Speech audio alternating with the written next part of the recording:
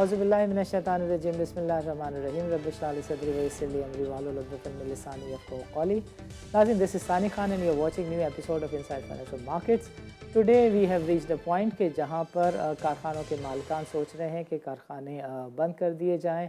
Economist are worried कि weather और not economy can sustain for another 3 months, i.e. कि जो हमारे रिज़र्व्स हैं वो 3 हफ्तों से कम के हैं। दैट मीन्स कि हम इंपोर्ट बिल को सस्टेन नहीं कर सकते 18, 19, 20 दिन से ज़्यादा। सऊदी अरब ने गो के $7 बिलियन का हमसे वादा किया हुआ है, बट एवरीथिंग जो है वो हर किसी ने IMF के प्रोग्राम से लिंक की हुई है, और IMF का program according to some sources April तक डिले हो गया है, which is a worst news for the Pakistan and Pakistan economy. आज के प्रोग्राम में हम मोहम्मद अली मुनी से पहले डिस्कस करेंगे। He is an economist, he is an analyst, so इनसे एक इंडिपेंडेंट व्यू लेंगे, बिकॉज मार्केट में मसाइल के ऊपर बात करने वालों की तो भरमार है, सोल्यूशन के ऊपर बात करने वाले बहुत कम है। So we want to add a new resource to this bucket, जिसमें सोल्यूशन पे बात करने वाले लोग भी हों। सो मोहम्मद अली मोनी से पहले हम समझेंगे कि उनकी नज़र में जो आज के चैलेंजेस हैं इकनॉमिक फ्रंट पर, उसका क्या हल है। फिर हम बातचीत करने की कोशिश करेंगे अब्बास अकबर अली से। स्टील इंडस्ट्री को आप लीड करते हैं, अमरेली स्टील के सरबराह हैं, और इनकी काफ़ी रिजर्वेशंस हैं पिछले चंद हफ्तों से। He is very pertinent about the government and it's policy. दोनों से समझेंगे कि मसाइल क्या है और उनका हल क्या है। सो Mohammad Ali Moni, welcome to the show and अस्सलाम वालेकुम। Sani sir, thank you for having me.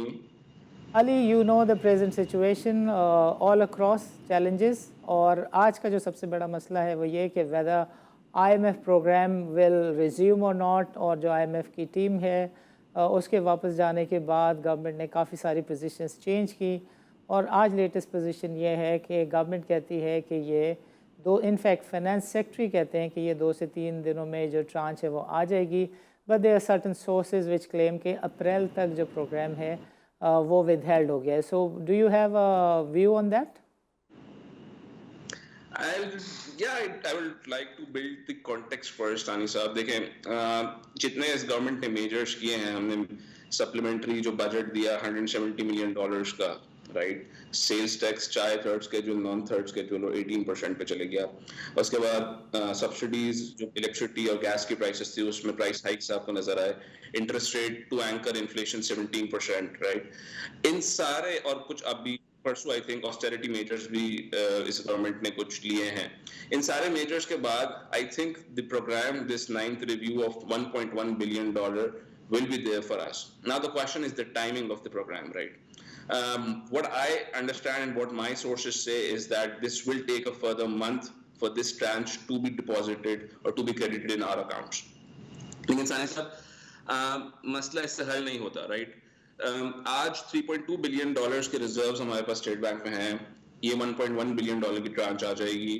$700 million Chinese bank ने साहब का स्टेटमेंट है कि हमारे पास आ चुके हैं। आप कह रहे हैं कि 30 दिन लगेंगे, तो मेरी इत्तला तो ये है कि $3 बिलियन से कम है। ये $2.9 बिलियन की पोजीशन है। $700 बिलियन हम गिन रहे हैं, अभी वो आए नहीं हैं। उसके गिनने के बाद पोजीशन बेहतर, but even then can we sustain for a month, जैसे आप कह रहे हैं 1 महीने का डिले है।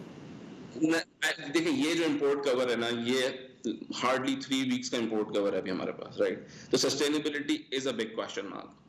अब जब IMF का रिव्यू आपके पास आता है तो 2 कंडीशंस होती है। एक होती है IMF कहता है आपका डेट अनसस्टेनेबल है, एक होता है IMF कहता है आपका डेट सस्टेनेबल है, राइट। इकोनॉमिस्ट पाकिस्तान में अक्रॉस सर्कल्स में रीडिंग ये है कि हमारा debt as we speak unsustainable है, लेकिन Pakistani government like any government doesn't want to go and to restructure its debt, क्योंकि ये एक टेक्निकल डिफॉल्ट हो जाएगा, राइट। यहाँ पे एक बड़ी डाइसी पोजीशन है। क्या IMF कहता है कि आपका डेट अनसस्टेनेबल हो गया है, क्या वो कागज में पर्चे में लिख के देता है? देखें, चाइना ने, सऊदी ने अश्योरेंसेस कराई हैं लोन की, but as you said these loans are yet to be materialized, right? IMF, we think will come, but this 1 month period is still a very difficult period for the Pakistani economy to survive. But मुझे लगता है जैसे तैसे करके, जिस तरीके से हमने देखा इंपोर्ट पे कैप्स हैं, बिजनेस जो है वो एट फॉल्ट है, बिजनेसमैन सफर कर रहा है, आई थिंक हम ये पीरियड जैसे तैसे करके निकाल देंगे और डिफॉल्ट की पोजीशन से स्लाइटली बचते बचते निकल जाएंगे।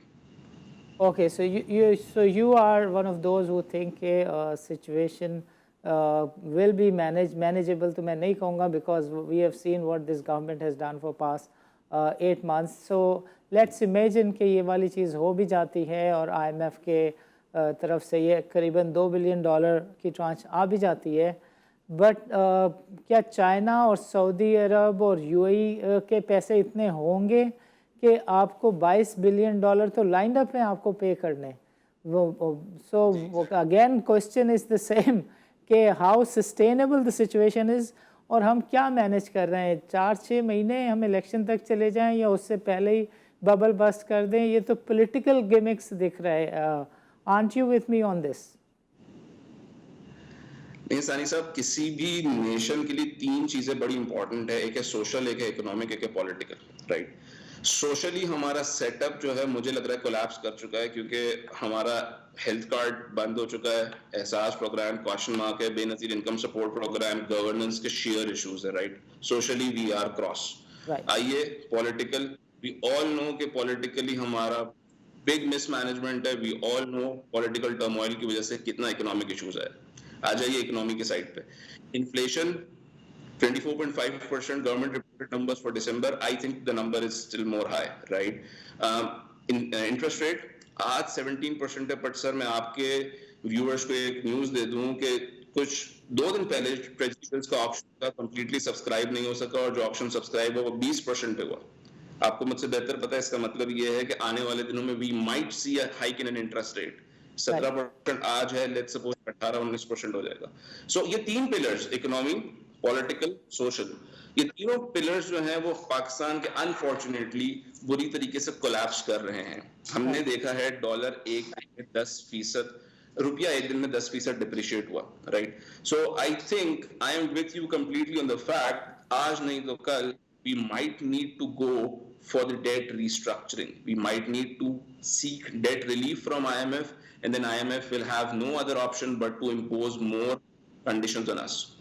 ये बताएं कि डेट स्ट्रक्चरिंग में लोकल एक्सटर्नल दोनों डेट्स की बात होती है. पहले आप लोकल डेट के ऊपर थोड़ा सा लोगों को एजुकेट कर दें कि ये 20% की पोजीशन के साथ जो हमारे मार्क टू मार्केट की पोजीशंस हैं, do we need to restructure the local debt as well? देखिए बिजनेस में, मार्केट में कॉन्फिडेंस नहीं है हमारे पास. इसकी वजह से 2 चीजें आपको नजर आई हैं. एक तो जो आपका लोन सब्सक्राइब और जो ट्रेजरी बिल सब्सक्राइब हुए हायर रेट पे पर अंडर सब्सक्राइब भी हुए. Right. So probably if not restructure, you need to do trust building measures with the financial institutions, with the bank, with the players in the market. Right. आप कोई भी issue उठा के देख लें, चाहे वो सर्कुलर डेट का इशू हो या दूसरे इश्यूज हो, मार्केट में एक सेंटिमेंट है जिसकी एक बड़ी वजह पॉलिटिकल अनस्टेबिलिटी एंड अनसर्टेनिटी भी है. Right. So I think again थोड़ा सा मैं ऑप्टिमिस्टिक व्यू लूंगा. First step, you need to do the trust building measures. If not then probably we need to go for restructuring. And how about external debt restructuring? आपको लगता है शौकत अजीज़ के time में तो there was a kind of miracle के 30-30, 32-32 साल के लिए पैसों की रिस्ट्रक्चरिंग हुई. आपको दिखता ही है ऐसी कैपेसिटी प्रेजेंट सेटअप में कि वो ये काम कर सके? देखिए मैं आपको थोड़ा पीछे लेके जाता हूँ. चाइनीज बैंक ने लोन हमने रोल ओवर नहीं किया. हिस्टोरिकली हमेशा लोन रोल ओवर हो जाता था. राइट. जिसकी वजह से हमारा एक बड़ा क्राइसिस का वजह ये जो वी आर एक्सपेक्टिंग कि कुछ टाइम में चाइनीज बैंक दोबारा वो लोन दे देंगी. बट नाउ मैं आपसे पूछता हूँ, do you think that world is ready to work with you? Do you think people has reliance on your leadership, on your opportunity and entrepreneurship? Ask the street. Probably the answer. No, big no. Yeah. That's the writing on the wall. ठीक है. लोगों ने आपके साथ trust खो चुके हैं. Right. People don't believe in your partnership now. चाहे आप CPAC देख लें, चाहे आप दूसरे इंडिकेटर्स देख लें. मैं आपको बड़ी इंटरेस्टिंग बात बताता हूँ सानी साहब.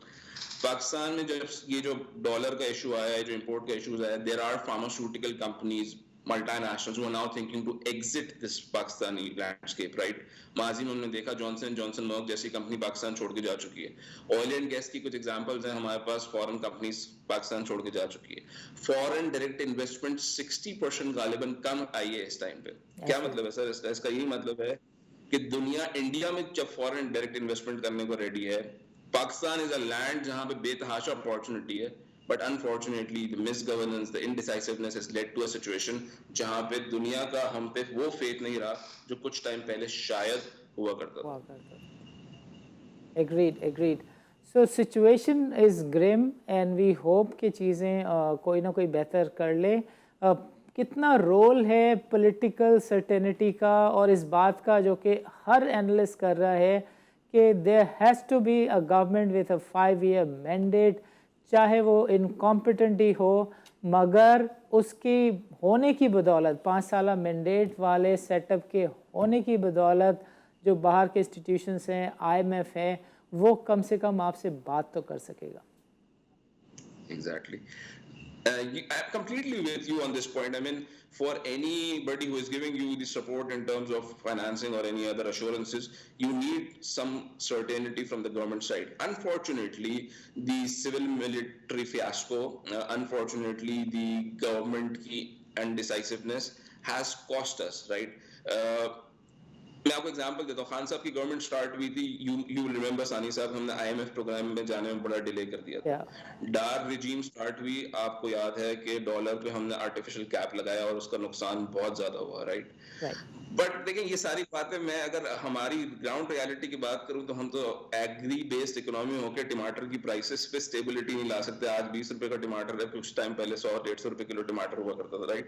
सो I mean the situation is grave across all 360-degree front, but you are very rightly pointing out that we need, or the political system needs stability, तो ही इकोनॉमिक सिस्टम में चेंजेस या फिर वो इम्पिटस आएगा जो आज मुझे चाहिए। जैसे मैंने आपको बताया, पॉलिटिक्स हम कोलैप्स कर रहे हैं, सोशली हम कोलैप्स कर रहे हैं, eight the end of the day economically हम वो चीज डिलीवर नहीं कर पा रहे।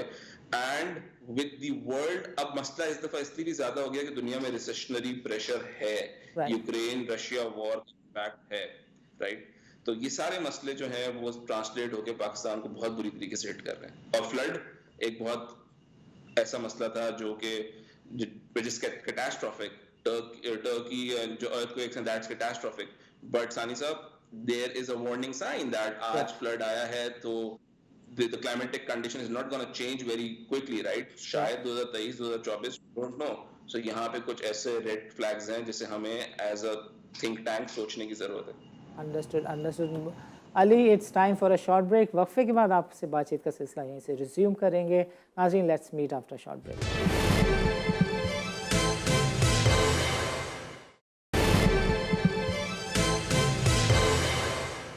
वेलकम बैक नाज़रीन, प्रोग्राम के पिछले सेगमेंट में अली ने हमें तफसील के साथ समझाया कि जो पाकिस्तान के मसाइल हैं बुनियादी तौर पर वो स्टेबिलिटी, इकनॉमिक स्टेबिलिटी से ज़्यादा पॉलिटिकल स्टेबिलिटी के हैं, और दुनिया का कोई भी इंस्टीट्यूशन, शायद ही कोई इंस्टीट्यूशन हो जो इस वक्त पाकिस्तानी गवर्नमेंट के साथ डील करना चाहे, बिकॉज एक तो गवर्नमेंट का जो टेन्योर है वो 6 महीने से कम का है, 2 provincial assemblies not in work हैं, एंड गोइंग फॉरवर्ड 3 से 4 महीने वाली गवर्नमेंट के साथ हाउ कैन यू एक्सपेक्ट कि गवर्नमेंट की जो पेइंग्स हैं, पेबल्स हैं, वो $22 बिलियन के हैं और कोई गवर्नमेंट को जो है वो लोन एक्सटेंड कर ले। सो अली, बातें तो स्टैंडर्ड सभी कर रहे हैं, एक तरह के मसाइल हैं, and in fact everyone knows, because अब लोगों को महंगाई में इन्फ्लेशन और ये सारी जो माशी टर्म्स हैं ये एक आम शख्स को भी रट गई हैं। But how about solutions? हमारे जो बड़े बड़े चीदा मसाइल हैं, वो सबसे बड़ा मसला जो है वो हमने इकॉनमी को डॉलराइज कर दिया है, उसके पीछे जो है वो पेट्रोलियम प्रोडक्ट और IPPs की डील है, और उसके एंड पे हम देखते हैं कि सर्कुलर डेट का हाथी खड़ा हुआ है। So do you have a view on the solution to the challenges that economy faces today? Yes, I can paint a rosy picture as well, Sani Saab. You are right. For example, circular debt is, I think, 2.6 trillion rupees right now. लेकिन I mean, the nation will have to take the brunt. ये नहीं हो सकता कि हम माजी के कई सालों तक कुछ मसले गलती करते रहें और no one will have to face the consequences. Someone will have to. अब मैं आपको एग्जैक्टली बताता हूँ एनर्जी सेक्टर की पोजीशन जो मुझे नजर आ रही है अनफोल्ड होते हुए। 2023 में IPP की लाइसेंसेस, एक कॉन्ट्रैक्ट खत्म, कुछ काफी IPPs के खत्म हो रहे हैं। जैसे आपने बताया IPP की डॉलर इंडेक्सेशन थी, अपफ्रंट टैरिफ था, और टेक और पे टैरिफ था, राइट? राइट अब व्हाट नेक्स्ट? अभी आपको एक बड़ा टेस्ट केस नजर आएगा जब आप देखेंगे कि केई का जो टैरिफ है वो 2023 में खत्म हो रहा है और एक्सक्लूसिविटी के क्वेश्चन आंसर्स हैं, राइट? राइट सो जितनी जल्दी हम अपना फ्यूल का मिक्स चेंज कर लेंगे, गुड न्यूज ये है कि अब हमारे पास एंग्रो का थर्ब का प्रोजेक्ट, थल नोवा का हबको का प्रोजेक्ट, ये कोल बेस्ड प्रोजेक्ट है, राइट? सो और इसमें एक significant quantity of local coal use हो रहा है। राइट इसका मतलब क्या है सर कि आपका जो ऑयल इंपोर्ट डिपेंडेंसी है वो थोड़ी कम होगी, राइट? अनफॉर्चुनेटली आज रिन्यूएबल का प्रोपोर्शन बहुत कम है, लेकिन हमारा जो सोलर का एक फील्ड लग रही है उसके बाद वी एक्सपेक्ट कि रिन्यूएबल का पोर्शन अच्छा होगा, राइट? लेकिन एक गुड न्यूज ये है कि आपका ऑयल इंपोर्ट की टेंडेंसी ग्रेजुअली कम होते जाएगी, जो इंडिया बहुत टाइम पहले कर चुका। लेकिन एक बैड न्यूज ये है कि क्योंकि इतना बड़ा सर्कुलर डेट हमारे पास है, तो जो सोलर में चीप एनर्जी भी मिलती है, गवर्नमेंट उनको नेशनल एवरेज प्राइस पे लेके चली गई है, जिसकी वजह से जो सोलर में इन्वेस्टर्स हैं उनको इंसेंटिवाइज कर दिया eight the end of the day में, और आप बीइंग अ कंज्यूमर सफर करेंगे। सर प्रॉब्लम ये है कि हम सब्सिडी को खत्म नहीं कर सकते। मैं आपको कराची की एग्जांपल दूं, बल्दिया औरंगी ये जो लो इनकम एरियाज हैं, उनकी प्रायोरिटी बिजली का बिल देना बाद में होती है, उनकी priority is to feed their children, right? And government welfare programme has failed, right? Government subsidies देती है, डिस्कोस के थ्रू सब्सिडीज देती है, डिस्कोस के रिसीवेबल पाइल अप होते जा रहे हैं एंड वो नॉकिंग नहीं हो रही है, and this is a issue at hand. So I think कि गवर्नमेंट के वेलफेयर प्रोग्राम को प्लग एंड प्ले करना पड़ेगा, पर्टिकुलरली इन एरियाज में। आपके पास बड़ी प्राइम एग्जांपल है न्यू दिल्ली की, जहां पे उन्होंने किस तरीके से टारगेटेड सब्सिडी दी है। हमने भी सब्सिडी दी है, फाइनेंस मिनिस्ट्री ने एलोकेशन की है, बट वो ड्यूरिंग द ईयर एलोकेशन कहीं और चले जाती है। आपको मुझसे बेहतर अंदाजा है किस तरीके से एलोकेशन मैनेज होती है, और वो फिर ट्रांसलेट नहीं हो पाती एंड कंज्यूमर को। अब मैं आपको एक और सर असेसमेंट देता हूं। मेरा एनालिसिस है कि जब आप फ्री मार्केट कर देंगे, जब ये आपके डिस्कोस जो है उसको आप अनवाइंड कर देंगे, तो डिस्को उससे बिजली खरीदेगा जो चीप बिजली देगा, वो मेरिट ऑर्डर में बिजली आएगी। फिर किस तरीके से सब्सिडी पास ऑन होगी कंज्यूमर को, that's a question mark. Government को क्या करने की जरूरत है? पिछले रिजीम में बहुत ज्यादा जनरेशन पे काम हुआ और हमारे पास सरप्लस जनरेशन है इलेक्ट्रिसिटी की, बट द प्रॉब्लम इज कि हमारे पास ट्रांसमिशन, इंटरकनेक्टिविटी के नेटवर्क और डिस्ट्रीब्यूशन का मसला है, जिसकी वजह से आपके लाइन लॉसेस भी बहुत ज्यादा है। मैं आपके सामने सर एक नोशन देता हूं, आप मुझे बताइएगा what is the problem in privatizing these discos, right? IESCO की एग्जांपल लीजिए, 7.5% से 9% T and D losses, transmission distribution losses पे ऑपरेट करती है, फिर भी बॉटम लाइन पे सिग्निफिकेंट लॉसेस हैं क्योंकि ऑपरेशनल इनएफिशिएंसी है। केई 15 से 16% डिस्ट्रीब्यूशन लॉसेस पे ऑपरेट कर रही है। So you need to step ahead. Number 1, you need to think on privatising these DISCOs. दूसरी चीज, एनटीडीसी सर, आप क्यों एनटीडीसी हम प्राइवेटाइज नहीं करते? जब हम बीटीसीएल जैसे इदारे को प्राइवेटाइज कर सकते हैं, why not NTDC, right? So we need to take some timely measures to get things done, circulate का मसला हल करने को। ये सब करना पड़ेगा। लेकिन अच्छी न्यूज ये है कि आपका फ्यूल मिक्स ग्रेजुअली चेंज हो रहा है। But that's down the road 5 to 7 years. आज जो गरीब है, जो जिसने सड़कों पे आना है 3 हफ्ते में, उसके लिए इज देयर अ प्लान? क्या कुछ कोई कर सकता है, या मेरी नज़र में तो एक ही हल है कि पाकिस्तान जिसका है उसके हवाले कर दो, इलेक्शन करा दो, फिर जो भी आता है, गुड बैड अगली, let him take the drive, let him take the hit. Sain साहब, आप मुझे बताइए, कोविड के टाइम में जब सिवियर कोविड था और जब लॉकडाउन बड़ा हार्श था, किसने सपोर्ट किया था? मुझे तो जितना मेरा व्यू पॉइंट और हराइजन है, ये एनजीओज पाकिस्तान को ज्यादा चलाते हुए नजर आती है वेलफेयर स्टेट के तौर पे बनिस्बत गवर्नमेंट सपोर्ट के, राइट? आपने देखा होगा, I mean without naming any NGOs, they were all on the streets helping the poor, feeding the poor, giving them high amount of rations and all sort of things, right? So ये assessment हमारी होती है हर थोड़े time बाद के पाकिस्तानी अवाम सड़कों पर आ जाएगी, but I think you might not agree with me कि ये जो नेशन है ये भी एक स्लीपिंग पिल लेके बैठी हुई है, एंड आई थिंक कुछ ना कुछ थोड़ा थोड़ा चीजें जो है वो थोड़ी बेहतर होती है, मतलब हम हाँ पेट्रोल जिस दिन महंगा होने वाला उस रात पेट्रोल की लाइन में तो लगते हैं, but we as a nation are not working constructively towards anything comprehensive, जिसकी वजह से हमारी गवर्नमेंट्स जो है वो at the end of the day brunt सारा हम पे पास ऑन कर लेती है, rather than making some efforts or some actual austerity measures at their end. तो अली हम कह सकते हैं कि हमारी जो अशराफिया है वो बहुत स्मार्ट और ट्रेंड है, वो जिधर देखती है कि अच्छा अब हालात ख़राब हो सकते हैं तो थोड़ी सी ऑक्सीजन दे देती है, थोड़ा सा रिलीफ दे देती है, 5-10 साल के लिए उनको रिलीफ मिल जाता है. So coming back to the point of circular debt, या इसका फ्लिप साइड ये भी है सर कि अशराफिया स्मार्ट भी है लेकिन आवाम बेवकूफ़ भी है. हाँ, ऑफ कोर्स. ये जो सर्कुलर डेट की पिछले दिनों स्टोरी आई थी जिसमें OGDC 83 से 107 तक गया, और ये जो एक प्लान लेकर आए थे, अब आप देखें ना कि एक सर्कुलर डेट का छोटा सा सलूशन था कि जिसके अंदर गवर्नमेंट होल्डिंग, जिसमें 85% इन इंटरप्राइजेस के गवर्नमेंट के पास हैं. गवर्नमेंट ने कहना था कि यार एक पॉकेट से पैसे निकाल के दूसरे में दे रहा हूँ, डिविडेंड दे के मेरे पास वापस आ जाएगा, सर्कुलर डेट ख़त्म हो जाएगा, IMF खुश हो जाएगा. इस चीज़ को मैनेज करने के लिए आपको 4 मिनिस्टर वाले प्रोटोकॉल, गाड़ियाँ और कमेटी रूम्स और सेक्रेटरी और 20-25 दिनों तक, फिर वो 2.5 हफ्ते तक ये ड्रामा चला और फाइनली IMF ने कहा शट अप. IMF ने आपके प्लान को एक्सेप्ट नहीं किया. Do you think there is a solution to it कि जो बैकलॉग है वो तो किसी तरह सेटल हो जाए, but going forward there is a solution to it कि सर्कुलर डेट जो है वो कम से कम क्रिएट हो? At the end of the day आप गवर्नमेंट ने इक्विटी इंजेक्शन करनी है, लेकिन question of the day is के गोइंग फॉरवर्ड में सर्कुलर डेट किस तरीके से कम हो सकता है. वो गवर्नमेंट ने इंजेक्शन उस वक्त करनी है कि जब आपका मेरा माल छूटा हुआ होगा और वो बहुत सारा माल पड़ा हुआ होगा सड़क पे, उन्होंने 70 रुपये पे OGDC लेना है, 50 रुपये पे OGDC PPL लेना है और फिर उसको सेटल करना है. यही कह रहे हैं आप? एग्जैक्टली. आपने खुल के बता दिया, मैं एग्जैक्टली इसी तरफ इशारा कर रहा था. बट सानी साहब, अनफॉर्चुनेटली इसका सोल्यूशन अगर देखें, आपकी IPPs अगर 40% मार्जिन पे ऑपरेट करती है, राइट, और मतलब हर चीज अपफ्रंट टैरिफ पे पास ऑन हो जाती है, चाहे वो फाइनेंस कॉस्ट और इवन मिनिमम टैक्स की लायबिलिटी भी पास ऑन हो जाती है.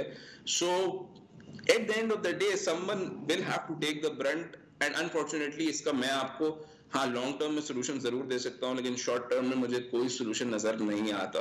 These IPPs agreements are majorly going to end in 2023. उसके बाद जब नए व्हीलिंग अरेंजमेंट होंगे, जो डिस्कोज है उनकी अनवाइंडिंग की तरफ बात जाएगी, और एक फ्री मार्केट होगी जहां पे you have the discoms have the choice of buying, और CPPA का जो मोनोपोलिस्टिक और ब्यूरोक्रेटिक रोल है वो कम हो जाएगा. सो आई थिंक फिर चीजें बेहतर होगी. लेकिन जैसे मैंने आपको प्रोग्राम के दौरान एक बैड न्यूज दी कि जो सोलर की भी आपकी बिजली बन रही है उसको नेशनल एवरेज प्राइस पे ले आएगी गवर्नमेंट, तो consumer might not have the benefit eight the end of the day.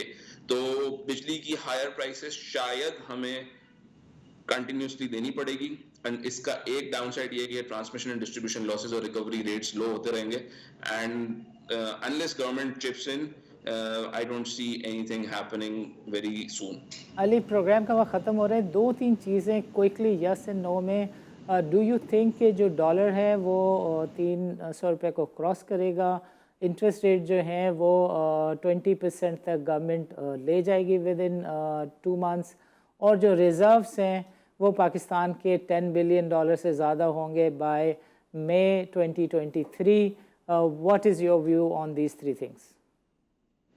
Quickly sir, being a corporate, हम corporate treasuries की जो forecast है, January 2024 we see dollar crossing 300, but as of now within the span of 5-6 months we see dollar hovering around 280-290. Second question आपका था interest rate. Yes, I see a hike in interest rate. 20% I don't see, but 150 basis points to 200 basis points I see the interest rate being increasing, right? Third question, reserves built हो पाएंगे? It is very much sensitive to Saudi tranche being credited. $5.7 billion या $6 billion के fresh loans का Saudi ने commitment दिया था subject to IMF approval. अगर IMF का approval आ जाता है सो ये लोन मिल जाएगा। बट सानी साहब, वी ऑल नो, आपके व्यूअर्स भी अब समझ चुके हैं कि there is no free lunch. Understood, understood. Mohammad Ali Moni, आपका प्रोग्राम के लिए वक्त निकालने का बहुत बहुत शुक्रिया। नाज़रीन, this is time for a short break. वक्फे के बाद हम बातचीत करेंगे अब्बास अकबर अली से और उनसे समझेंगे कि स्टील इंडस्ट्री को किस तरह के मसाइल का सामना है। Let's meet after short.